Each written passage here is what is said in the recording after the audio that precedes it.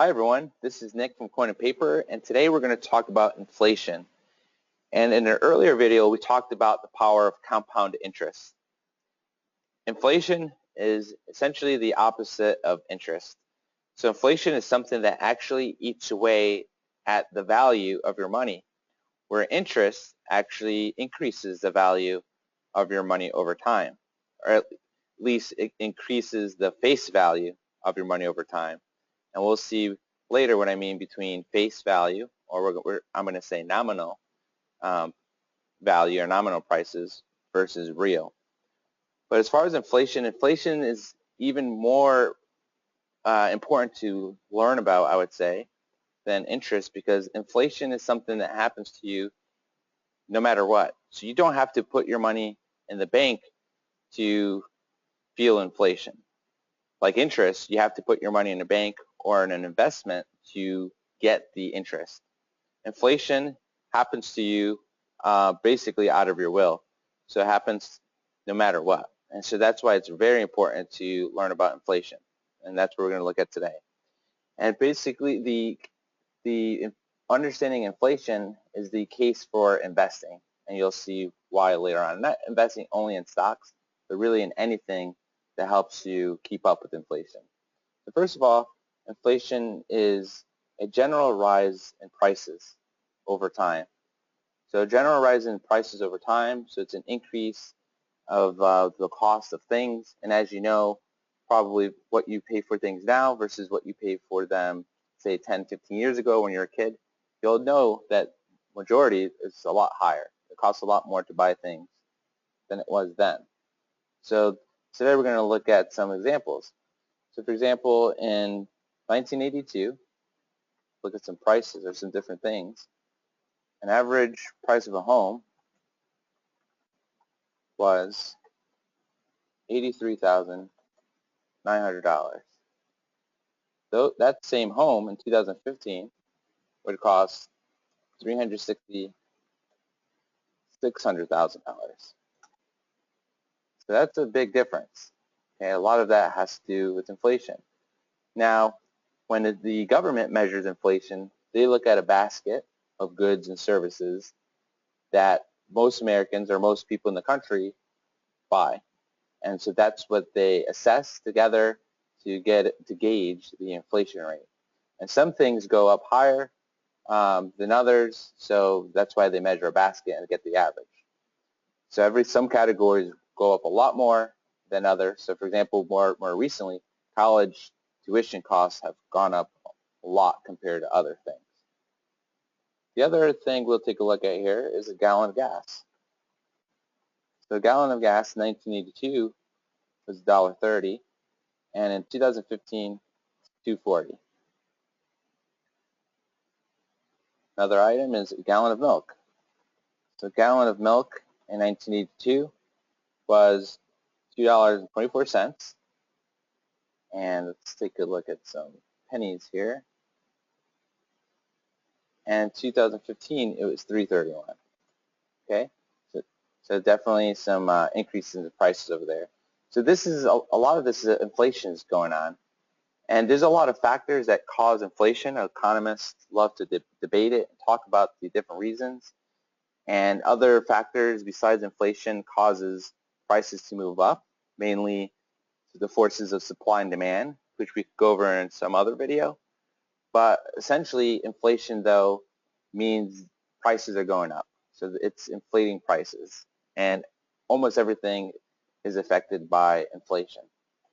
So to understand some things about inflation, we looked at in our compound interest video, we looked at various interest rates, and we looked at the impact on your money. So actually, let's go there quickly. So the power of interest, so here I had $1,000 and at a 3% interest rate, and 5 years from now, your money would go from $1,000 to $1,159. So that's extra money in your pocket from investing over time. Inflation works the opposite. It takes away money from your account. So here you had to put money in a bank account to earn an extra $159. But with inflation, you can leave your money in your house under your mattress, and it's going to corrode your money. It's gonna touch it. And so that's why it's very important to look at it. And if we look at the rates, I'm going to grab a sample here of over 46 years. So take a look at the inflation rate for each year. You'll see something maybe scary. So here you can see in 1970, just 1 year, the inflation rate was 5.57. Remember, this is the opposite of interest. This is actually making your money less effective or less valuable. And this is 1 year. And this is compounding each year, okay? So with the power of interest, we saw 3% is pretty good, but now with inflation, that's wow. So you're probably thinking, even with interest, if inflation was happening at the same time, your money would still be worth less if the inflation rate was greater than your interest rate. And that's certainly, yes, that's exactly what's happening. So let's take a look at some examples of inflation affecting your money. So if I go here, I created this table. Essentially, it allows me to enter an amount, $10,000 today, and then plug in an inflation rate. And this rate will affect each year as far as what your money is worth and what you can buy. So for example, with an inflation rate of 3%, 1 year from now, your same $10,000, even though in the bank it still says you have $10,000, so no one's literally stealing your money from you, at least physically anyway, what happens is the value of your money is actually less. So your money is really worth only $9,709. So this is what they call the real value versus the nominal value. So the nominal value is the face value, because again, you'll still have $10,000 in your bank, but it's worth only $9,709. So that's a real value. Now, as far as things you can buy, the same basket of goods and services. So the same basket of goods and services that you bought this year, in 2017, for $10,000, 1 year from now, because of the 3% inflation rate, that basket of goods and services will now cost $10,300. So it went up. So this is like, as far as prices, is like interest on prices, which is not what you want, because you want prices to go down, not up. But with inflation, prices go up and your money goes down. Okay? So this $10,000 costs $10,300, but if you did nothing with your money, so no interest, you just kept it in under your mattress, it's still worth at least it still says 10,000. If you add it up, it's still 10,000. But now you won't be able to afford those things because those things cost more. They cost 3% more, which is $10,300. So you actually, by doing nothing, you lost $300. And so this is the case for investing. And like I said, it's not only investing in stocks, it's investing in anything. And we'll have another video in a more advanced video to talk about things you can invest in. But right now, the key here is you have to do something, because if you don't do anything, you're going to lose. And that's why it's people who invest, it's not necessarily people who just want to get rich. Yes, there's a lot of people who do that. But people who invest also are people who are savvy and understand how money works. And they invest just to try to maintain and keep up with the times. And that's why it's very important to invest. So if we go back to that inflation example, the first one, where we saw the average home price, here in 1982, the prices of a house is $83,900. If a person here kept that money in their bank rather than buying a house, so say they just didn't feel like it, they didn't think it was a good time to buy a house, maybe they were waiting to 2015, if they kept that $83,900 in the bank without any interest, and in 2015 we're going to try to buy a house, they wouldn't be able to. They wouldn't even be able to buy a third of a house, because the prices of homes in 2015 now went up to $360,000.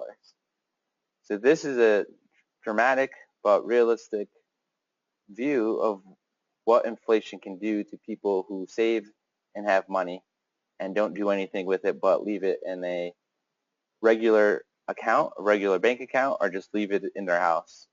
If the longer the time period, the more inflation takes away their purchasing power.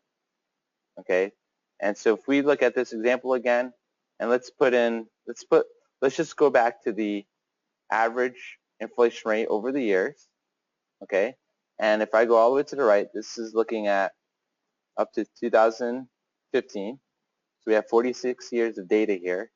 The average inflation rate over this 46-year period is 4%. So if I plug in that 4% and see what would happen if we're in 2017 and we were planning on retiring, so these are years, or at least a number of years, and this is the actual year. If we had, say, let's say 100,000. Okay, you saved $100,000, and this is what you want to put in a bank and say, this is what I'm going to retire on, or at least help me retire. But I don't want to put my money in the stock market because I'm afraid of it. Or it doesn't even have to be the stock market. I don't want to invest in anything because I'm afraid of losing my investment. It's safer with me. So in 10 years, your $100,000 is still going to say $100,000 as far as your statement, or the bills are going to still say the face value of the bills. But the actual value, the purchasing power of your money is $67,000. Okay, so you just lost money. And here, if you wanted to buy $100,000 worth of things, so $100,000 worth of things you could have bought today, 10 years from now will cost $148,000. So you actually lost $48,000. So imagine that. You lost half the purchasing power of your money just by doing nothing. So think about that. Is it safe? Is it safer with you? You would be devastated if you lost 48%, would say 48% in the stock market. But imagine doing nothing. So it's probably riskier to do nothing. So if we look at, let's stretch it out more. Let's go to 20 years. Okay, so 20 years, maybe 10 years was you're starting to get close to retirement, but 20 years is for sure. You're definitely going to retire in 20 years. So in this case, your money, the value went down to $45,000. So that's the actual value of your money. And so if you look at what you could have bought today for $100,000 and how much those same things cost 20 years from now, it's cost $219,000. So double, more than double of what it costs today is what it costs then. So you would lose so much money. So you lost so you lost more than what you had in purchasing power. So that's pretty extreme, but this is pretty extreme. Inflation is pretty extreme, especially if you're a saver and you have money. So inflation hurts the most to the people who have money, who are saving, and who are conservative. So in another video, we'll talk more about inflation, as far as the causes of inflation, the impacts of inflation, how to protect yourself with inflation, and look at the full picture as far as other factors. But inflation, this is the main thing. This is the main thing you need to know. It's something it's like a hidden force that's working against you. It's like interest, but it's actually the opposite as far as it's eating away your money rather than helping you make your money stronger. So stay tuned for our next video, and thanks for listening.